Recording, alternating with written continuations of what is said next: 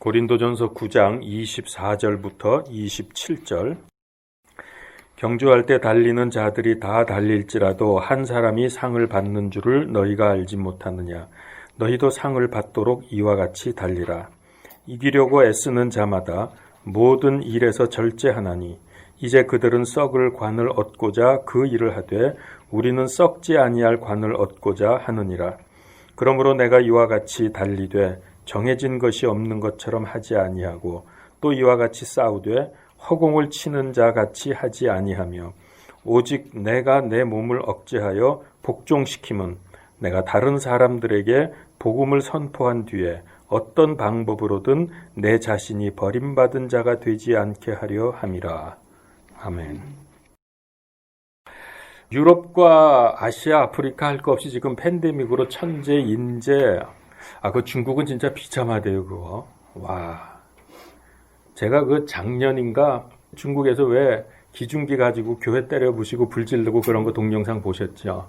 그거 보면서 저것들이 하나님한테 무슨 벌을 받으려고 저러고 있나 했는데, 금년 들어오는데 어마어마한 재앙이 진짜 정신없이 얻어맞더라고요. 이제는 메뚜기까지 난리를 치고, 여름에 폭설 내리고 우박 주먹만한 거 떨어지고 홍수에 지진에 지금 난리가 났습니다. 함부로 하나님 대적하면 큰일 납니다. 자, 어쨌든 우리는 이런 혼란과 두려움 시대에 살고 있는 현대인들에게 걱정과 근심거리를 떨쳐버릴 수가 없잖아요. 차라리 옛날 원시시대가 더 편하지 않았어요, 마음으로? 지금은 늘 불안하고 이제 조금 있으면 빅브라더 시대가 온다고 그러는데 다 감시당하고 사람 얼굴 인식하는 거 꼼짝 못하게 지금 되어 있는데, 자, 우리가 한평생 살면서 수많은 두려움과 걱정거리가 있지만은 사람의 가장 큰 두려움과 염려는 죽음의 문제일 것입니다. 죽는 게 왜 그렇게 두려울까요? 그렇죠. 바로 그겁니다. 우리는 그래서 죽는 게 두렵지 않죠. 우린 정말 믿음 가지면은 죽음 오히려 감사하죠. 왜냐하면 그 순간 우리는 기가 막힌 대로 갈 테니까.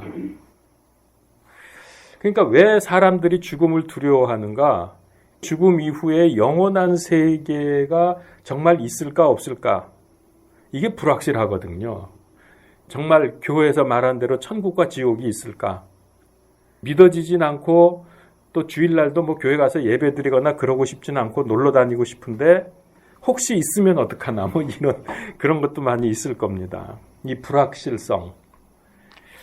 특별히 믿음 생활을 하면서도 교회 나오면서도 일반적인 그리스도인들에게 두려움과 걱정의 본질이 뭘까를 생각해 보니까 믿기는 믿지만은 근본적인 두려움이 또 있겠다. 그건 뭐냐면은 과연 내가 구원을 받았을까?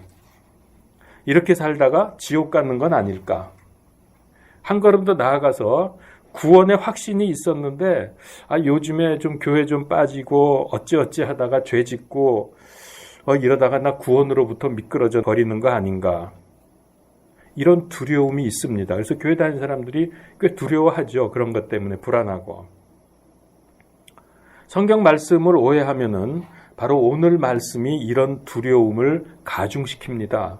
맨 마지막에 보니까 어떤 방법으로든 내 자신이 버림받은 자가 되지 않게 하려 함이라. 아니 바울 같은 사람이 이런 말을 했으니 우리야 오죽하겠습니까? 그러니 두렵죠. 버림받을까 봐. 27절이 복음을 전파한 후에 버림을 받는다? 그러면 구원받은 후에 지옥 갈 수도 있다는 얘기야, 버림받으면? 이게 교계에서 많은 문제와 많은 논쟁들이 있는데요. 그 중에서 대표적인 것 중에 하나가 종교개혁 시대부터 칼빈의 예정론과 네덜란드 사람 알미니우스의 자유의지론 논쟁이 지금까지 계속되고 있습니다. 예정론은 각 사람에 따라서 구원과 멸망이 처음부터 예정되었다는 주장이라고 합니다. 근데 그건 잘못입니다, 여러분.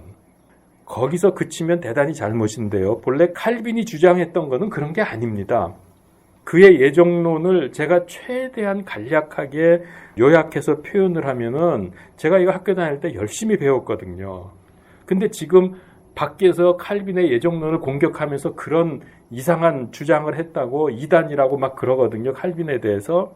근데 칼빈은 그렇게 말 안 했어요. 이게 문제입니다, 지금. 하나님께서는 예수님의 십자가 안에서 모든 사람을 구원으로 예정하셨다. 디모데전서 2장 4절에 근거해서 모든 사람이 구원받기를 원하신다. 그래서 이 켈빈은 말할 때 뭐라 그랬냐면 십자가 안에서 모든 사람이 구원받기를 원하신다. 하나님께서. 그러나 십자가 안으로 들어오라고 믿음 안으로 들어오라고 부르지만은 거기에 대한 응답을 하지 않고 들어오지 않으면 구원 못 받는다. 이게 칼빈이 주장했던 가장 핵심입니다. 그러면 여러분 생각을 해보십시오. 우리의 마음을 조금만 넓히면은 우리가 받고 있는 예지 예정하고 거의 같지 않습니까? 하나님은 다 구원받기를 원해서 부르시고 계신데 그 부르심에 응답하지 않고 오지 않으면 구원 못 받는 거예요. 사실 이거 굉장히 맞는 성경적인 주장입니다. 그런데 이제 그 칼빈의 후예들 중에서, 그러니까 제자들이죠. 이제 내려오면서 파가 좀 갈렸어요. 그 중에 한 파가 주장한 것이 바로 극단적인 이중 예정입니다. 그래서 태어나기 전부터 이미 멸망과 구원이 예정되어 있다. 그 사람들은 왜 그렇게 그걸 주장했나 하면은 알미니안들하고 교리 싸움을 하는데 싸우다 보면 점점 더 양쪽이 극단으로 가잖아요. 서로 막 반대로 막 나가 싸우다 보면 그렇게 되잖아요, 자동으로. 이제 그러다 보니까는 이쪽에서 극단적인 이중 예정을 말하게 된 거예요. 그러니까 이제 공격하는 사람들이 저거 봐라, 저렇게 성경적이지 않은 말도 안 되는 이중 예정론을 주장한다 그러면서 저 이단이다. 어떻게 태어나기 전부터 그렇게 결정됐으면 전도는 왜 하냐? 전도해봤자 멸망으로 예정된 사람은 멸망 받을 거니까, 하나님이 그렇게 예정하셨으니까 전도할 필요도 없어요. 그러면은. 그리고 뭐 열심히 믿을 필요도 없어. 왜? 구원받기로 예정된 사람은 열심히 안 해도 다 구원받아. 이제 이러면서 공격을 해요. 그런 엉터리 교리가 어딨냐 그러면서 막 공격을 해야 됩니다. 그러니까 이거는 지금 잘못이죠. 이렇게 지금 왜곡되어서 공격을 받고 있습니다. 해결이 안 돼요. 수백 년을 지금 그러고 싸우고 있는 거예요, 서로. 주로 이제 여러분 아시는 대로 예정론은 장로교 쪽에서 수용을 하고 있습니다. 그 다음에 이제 자유의지론은 사람의 자유의지에 의해서 구원과 멸망이 결정된다. 이런 주장입니다. 물론 여기까지만 말하면 또 이것도 안 됩니다. 거기서도 하나님의 은혜로운 부르심을 말씀을 하고 있어요. 이 웨슬리 같은 사람은. 이 사람들의 주장은 사람은 구원받은 후에 다시 타락하면 지옥에 갈 수 있다. 이제 이렇게 말을 하는 거죠. 우리나라에서는 감리교, 성결교, 오순절 이런 교단들이 거기에 속합니다. 근데 두 견해 다 나름대로 성경에 근거해서 주장을 합니다. 다 성경 말씀을 인용합니다. 근데 여러분, 우리가 중간에 서서 서로 다르게 느껴지는 이 구절들을 예지 예정 입장에서 보게 되면 문제없이 해결이 됩니다. 아주 간단하게 해결이 돼요. 두 주장은 끊임없이 평행선을 달립니다. 지금도 그러고 있습니다. 저는 이 구절이 생각나더라고요. 히브리서 5장 13절에 젖을 사용하는 자마다 갓난아이이므로 의의 말씀에 능숙하지 못하니, 젖을 사용하는 자마다 갓난아이라 그랬거든요. 하나님의 의의 말씀에 능숙하지 못하면 적을 무찔러야 될 이 성령의 검으로 오히려 아군들을 실족시키는 어리석음을 범하고 있습니다. 알미니안들은 고린도전서 9장 27절 오늘 이 본문 말씀을 비롯해서 마태복음 24장 13절에 끝까지 견디는 자 곧 그는 구원을 받으리라, 이 구절을 아주 좋아합니다. 왜냐하면은 믿음을 지키며 끝까지 견뎌야 구원받는다고 해석을 하기 때문에, 그러면 그게 우리의 자유의지로 인해서 끝까지 견뎌야 되는 거 아닙니까? 그래서 자유의지가 강조되고 자기들의 주장을 뒷받침하는 구절이라고 이런 구절들을 좋아합니다. 그래서 오늘 말씀에 보면은 복음 전하다가 버림받은 자가 되면 이거 어떡해 하는 걱정을 하게 되는 거예요. 왜? 구원에서 떨어져 나갈 수 있으니까. 이런 주장입니다. 이 외에 히브리서 3장, 6장, 10장 뭐 이런 것들을 잘 인용합니다. 아시지만 히브리서는 우리 은혜 시대 사람들에게 주신 말씀이 거의 아니죠. 거의 대부분이 다 유대인들에게 주신 말씀인데 이걸 자꾸 구원에서 떨어져 나간다, 잘해야 된다, 받았다가도 멸망당할 수 있다, 자꾸 이런 걸 주장하거든요. 자, 그런데 성경의 많은 구절이 한 번 구원은 영원한 구원임을 증명을 합니다. 굉장히 많습니다. 요한복음 5장 24절, 10장 28절, 29절, 로마서 8장 39절, 38절, 요한일서 5장 뭐 이런 데 보면 많아요. 자, 그러면 여기서 이들이 주장하는 끝까지 견뎌야 구원을 받는다고 하는 이 구절, 우리에게 해당되는 말씀입니까? 우리도 끝까지 견디지 못하면은 구원받았다가 결국은 견디지 못해서 멸망당해서 지옥 갑니까? 이 구절은 우리에게 적용하는 구절이 아니에요. 누가 끝까지 견뎌야 구원받냐? 그건 환난 경륜 시대의 사람들 얘기입니다. 그러니까 이게 구분이 안 되면 그렇게 됩니다. 자, 이제 고린도전서 9장 27절에 버림받는다는 그 뜻이 무엇인지를 정확히 아는 것이 문제 해결의 열쇠입니다. 성경을 읽을 때 가장 주의해야 될 것은 하나님의 말씀을 내 생각과 선입견으로 더하거나 빼지 말고 성경 전체 그리고 문맥에 따라서 말씀을 그대로 받아들이는 것입니다. 이게 가장 중요합니다. 자, 우리는 구원이라고 하면 거의 하나의 개념으로 생각합니다.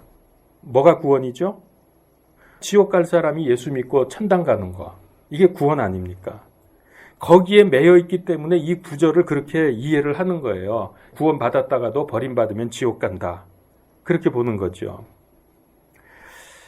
구원에는 지옥의 형벌로부터의 구원도 있지만은 감옥에서 벗어나는 거, 미혹에서 벗어나는 거, 질병으로부터, 무지로부터의 구원도 있습니다. 그런데 구원이라는 단어만 나오면 모조리 지옥으로부터의 구원으로 생각하는 게 그게 문제입니다. 그래서 문맥을 잘 살펴서 무엇으로부터 구원인지 이걸 알아내야 되는 거예요.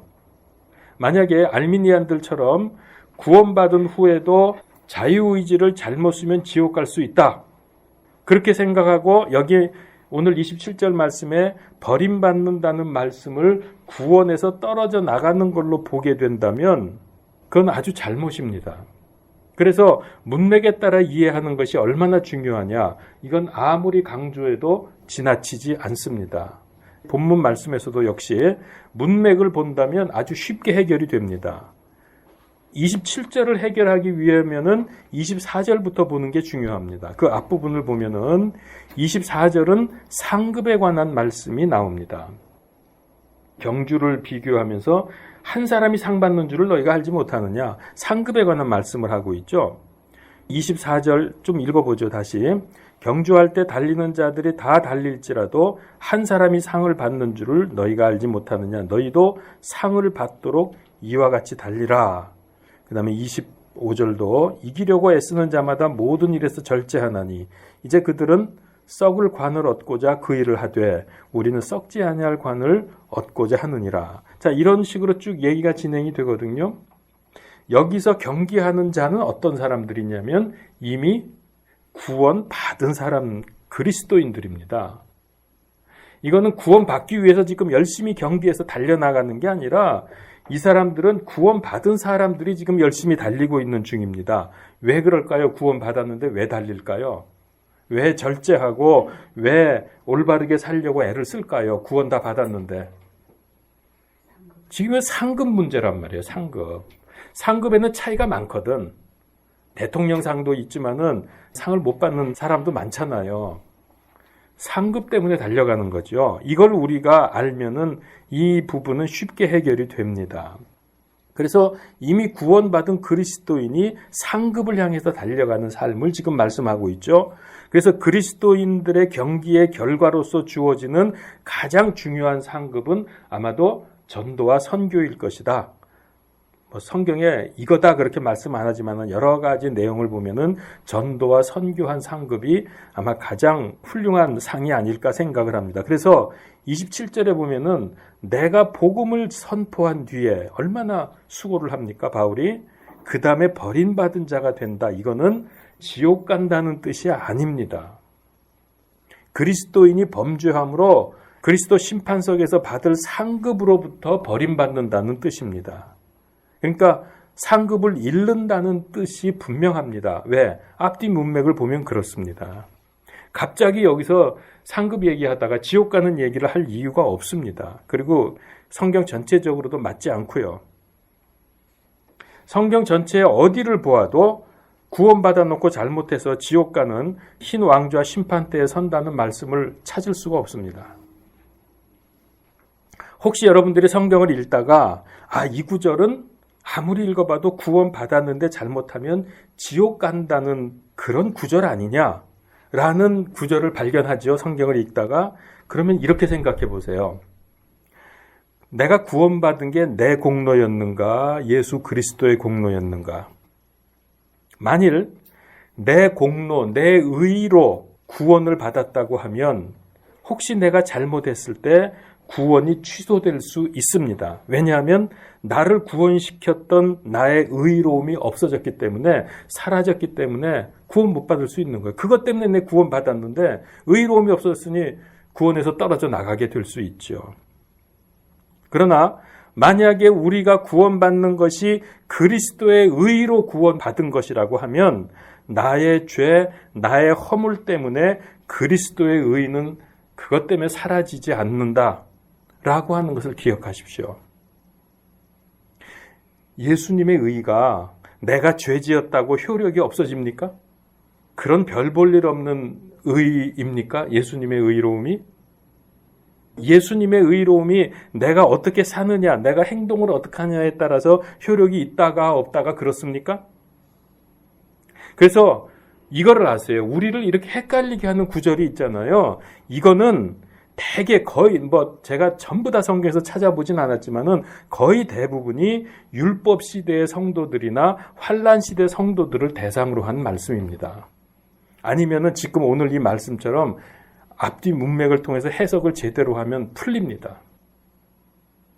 그래서 경륜을 나누어 본다는 게 얼마나 중요한지 모릅니다. 이거 안 나누면은 불안해요. 지옥 가면 어떻게 그러고 그냥 하나님이 기뻐하시지도 않는 열심 내면서 막 그런다니까요. 해결이 됐기를 바랍니다. 지옥 갈 걱정은 안 하는데 천년 동안 피를 갈며 슬피고 그러다가 이제 나중에 천국. 그건 지옥 가는 거하고는 다른 문제입니다. 오케이. 갈라디아서 2장 16절에 사람이 율법의 행위로 의롭게 되지 아니하고 오직 예수 그리스도의 믿음으로 되는 줄 알므로 우리도 예수 그리스도를 믿었나니 이것은 우리가 율법의 행위가 아니라 그리스도의 믿음으로 의롭게 되고자 함이라. 율법의 행위로는 어떤 육체도 의롭게 될 수 없느니라. 믿습니까? 아멘. 우리의 구원의 근거는 율법의 행위가 아니고 내 의로움이 아니고 그리스도께서 흘리신 피로 말미암은 대속입니다. 이것 때문에 우리가 구원받는 거예요. 우리가 무엇을 잘해야 구원이 유지되는 게 아닙니다. 물론 구원받고 나서 육체를 따라 살면은 여러분 어떻게 되는지 아세요? 로마서 8장에 보면은 육체의 일을 도모하면서 살면은 상도 유업도 국물도 없다 그랬습니다. 갈라디아서 5장 19절에서 21절에도 이제 육체의 행위들은 명백하니 이것들이라 곧 음란과 행음과 불결함과 색욕과 우상숭배와 마술과 증오와 불화와 경쟁과 진노와 다툼과 폭력과 이단 파당과 시기와 살인과 술취함과 흥청됨과 또 그와 같은 것들이라. 내가 또한 전에 너희에게 말한 것 같이 이것들에 대하여 미리 너희에게 말하노니 그런 것들을 행하는 자는 결코 하나님의 왕국을 상속받지 못하리라. 근데 이게 심하면요 하나님이 죽이실 수도 있습니다. 아시죠 그거? 로마서 8장 13절에 보면은 너희가 육신을 따라 살면 죽을 것이로되 성령님을 통해 몸의 행실을 죽이면 살리라. 이거 외에도 하나님이 자꾸 까불면 죽이신다는 말씀이 몇 군데 더 있어요. 고린도전서 5장 5절 또 11장 30절 그렇게 있습니다. 또 자신이 육신의 삶을 살면서 난 이렇게 살아도 뭐 구원받았어 하면서 잘못된 종교심에 빠져 있지 말아야 합니다. 이런 사람은 뭐 구원 진짜 받았으면 그렇게 해도 구원 받겠죠. 근데 이런 사람은 어떻게 되느냐? 그리스도 심판석에서 비 오는 날 먼지 나도록 맞을 겁니다. 그리고 불 속에서 새까맣게 그을려서 나올 수도 있습니다. 고린도전서 3장 15절. 어떤 사람의 일이 불타면 그는 보상의 손실을 당하리라. 그러나 그 자신은 구원을 받되, 아무리 불타고 보상의 손실을 받아도 구원을 받습니다. 그 자신은 구원을 받되 불에 의해 받는 것 같이 받으리라. 새까맣게 타가지고 구원받을 거예요, 불 속에서. 여기 불에 의해서 구원받는다는 것이 이게 멸망이 아니라 구원이라는 것을 성경은 분명히 기록하고 있잖아요. 근데 이렇게 헷갈리는 게 또 뭐냐면은 요한복음 15장 6절에 사람이 내 안에 거하지 아니하면 그는 가지처럼 버려져서 시드나니 사람들이 그것들을 모아 불 속에 던져 태우느니라. 이것도 지옥 간다고 생각을 해요. 불 속에 던져진다는 것도 이거는 지옥 멸망이 아니고 상급이 없는 것입니다. 그러니까 구원은 받되 불에 의해 받는 것과 같다는 그런 의미입니다. 그러니까 이런 거를 잘 구분을 해야 됩니다. 이런 일들에 대해서 미리 경고하시는 말씀이 오늘 고린도전서 9장 27절 오늘 말씀입니다. 그래서 이게 멸망을 말씀하시는 건지 상급의 상실을 말씀하시는 건지 문맥에 따라 구분을 잘 해야 돼요. 앞뒤 안 읽고 그 한 구절만 딱 띄면 그게 이단이라니까. 우리 교회는 한 분도 없겠지만 아마 상급을 잃어버리는 그리스도인들이 상당히 많을 겁니다. 제 생각에. 꽤 많을 거예요. 그래서 고린도전서 10장 12절에 그런즉 스스로 서 있는 줄로 생각하는 자는 넘어지지 않도록 주의할지니라. 난 이만하면 믿음이 좋아. 난 구원받고 이만하면 잘하고 있어. 봉사도 잘하고 있어. 넘어지지 않게 조심해야 됩니다. 그런 사람들 별로 그렇게 신앙생활 잘하는 사람은 아닙니다. 아까 제가 로마서 8장 13절 말씀드렸는데 이거 여러분 다음 주까지 암송합시다. 다시 제가 말씀드립니다. 한번 찾아보십시오. 로마서 8장 13절. 너희가 육신을 따라 살면 죽을 것이로되 성령님을 통해 몸의 행실을 죽이면 살리라. 아멘. 이건 뭐 간단하니까 외우는 건 쉽습니다. 그러나 말씀을 우리 마음속에 간직하고 외우고 있으면 그 말씀이 운동력이 있습니다. 생명력이 있습니다. 그래서 외우라 그러는 겁니다. 자, 여기 오늘 말씀해 보니까 상을 뜀박질하는 것에 비유하고 있습니다. 그렇죠? 그걸로 봐서 하나님으로부터 상급 받기가 그리 녹록지는 않은 것 같습니다. 웬만큼 하면 하나님이 너 잘했어 그리고 뭐 이렇게 주고 그러진 않을 것 같아요. 다른 박질이 그 죽어라 달려야 되거든. 그런데 많은 사람들이 신앙의 목적지를 향해서 전력 질주하지 못하고 오히려 무기력하고 이리저리 방황하고 세상에 연연하는 이유가 뭘까요? 왜 교회 다니는 사람들이 전력 질주하지 않고 그렇게 세상과 짝하며 살까요? 저는 가장 큰 이유가 뭘까를 생각해 봤어요. 그래서 떠오른 게 이제 믿으니까 일단 예수님은 믿는다고 하고 왜 그러면은 제대로 신앙생활 안 하고 열심을 갖지 않을까? 하나님의 왕국과 상급에 대한 확실한 비전, 선명한 그림이 그려지지 않아서 그럴 겁니다. 아마 우리 육신의 눈에 휘황찬란한 상급이 보인다 그러면 누가 그거 열심히 안 뛰겠어요. 그거 향해서. 근데 그게 안 보이거든. 마음속에서 선명하지 않거든. 그러니까 그냥 되는 대로 사는 거야. 교회 다니면서. 그래서 제가 이걸 계속 강조하는 이유는 그리고 천국에 대한 소망을 계속 강조하고 주의 재림에 대해서 계속 말씀하는 이유는 이런 소망이 결국 우리를 상급에 대한 확실한 비전을 갖게 만들고 또 우리는 그래서 열심을 갖게 만든다. 눈에 보이는데 왜 안 뛰어? 우리가 믿음의 뜀박질을 영적인 경주입니다. 영적인 경주에서 좋은 결과를 내려면은 바로 그때에, 즉 주님 앞에 심판대에 섰을 때에 반드시 거기서 상이 있는 것을 믿어야 합니다.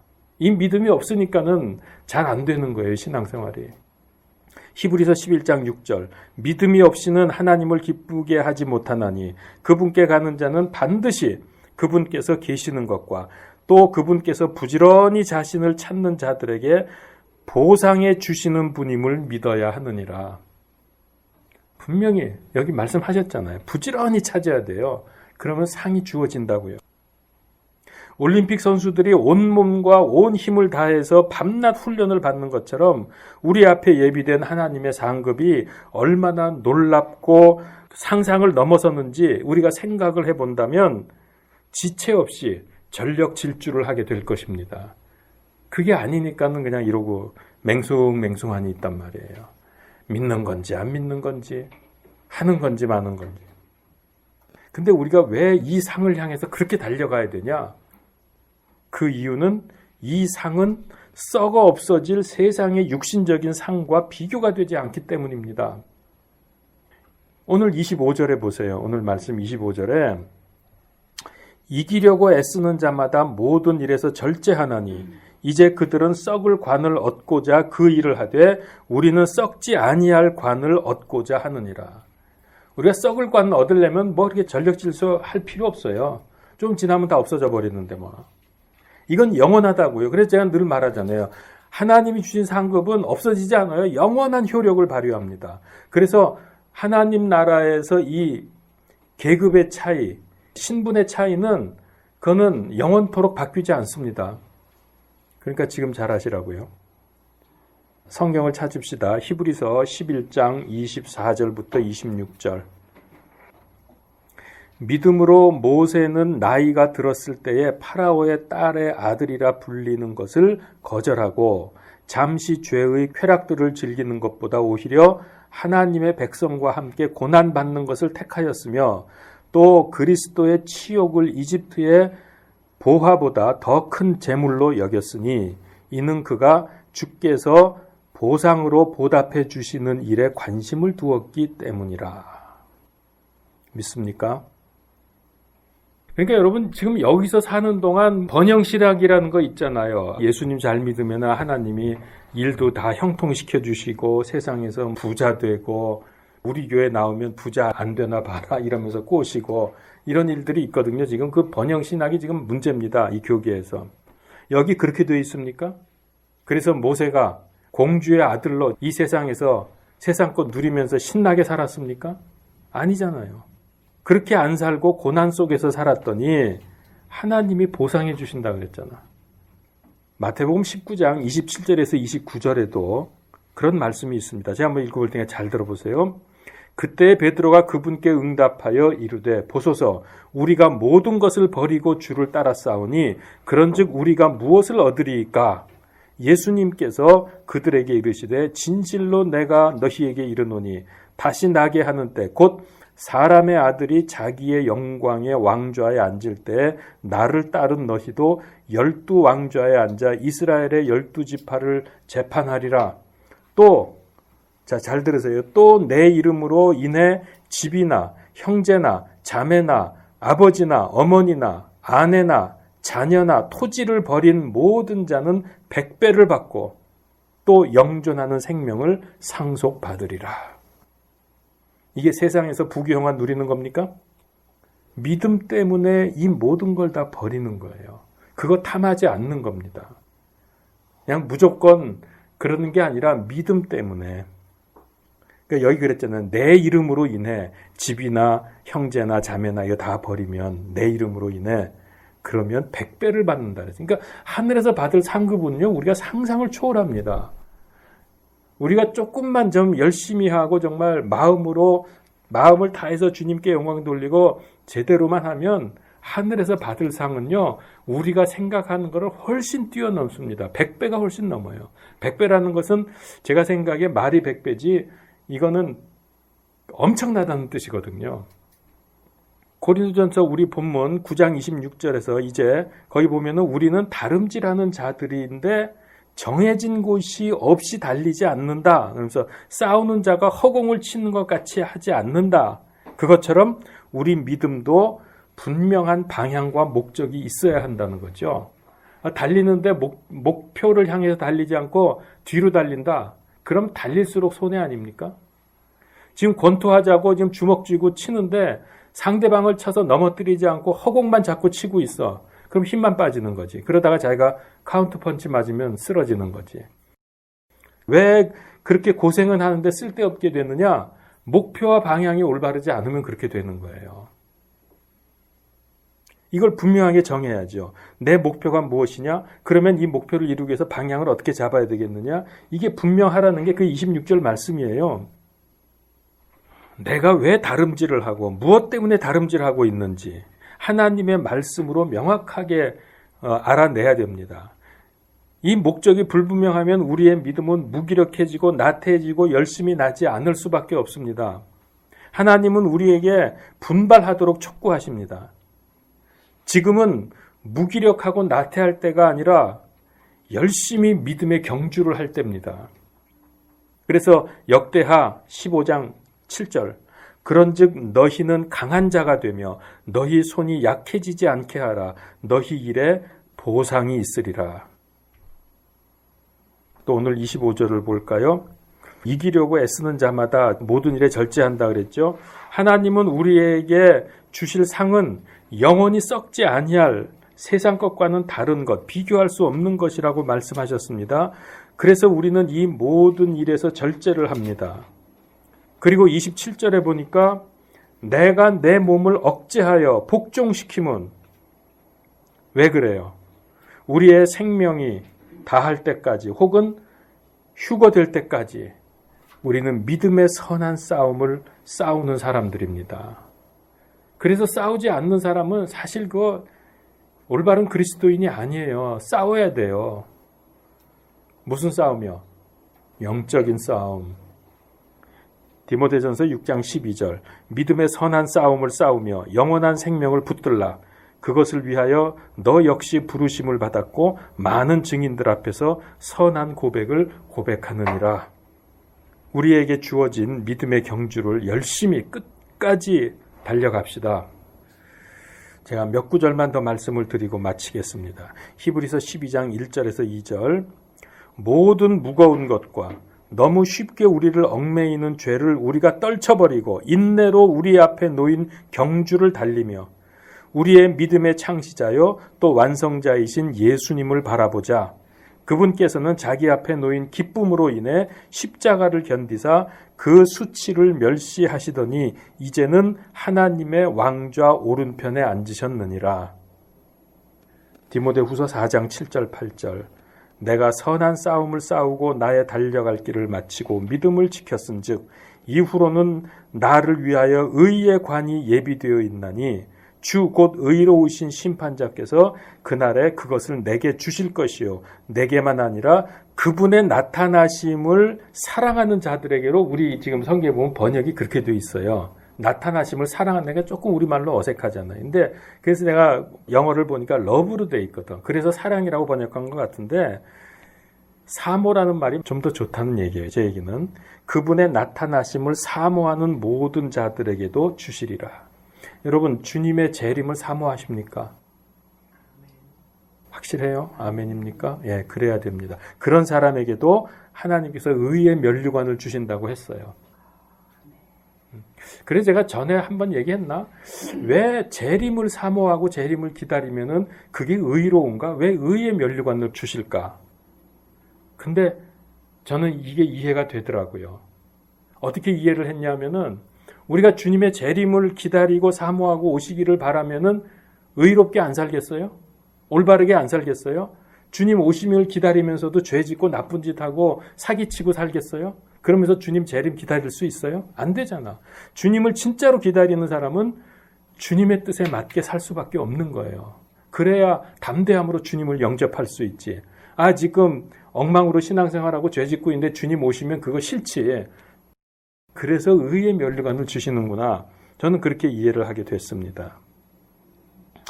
구원받은 우리는 주님의 칭찬과 상급으로부터 버림받지 않도록 육신을 따라 살지 말고 성령님을 따라 살아야 할 것입니다.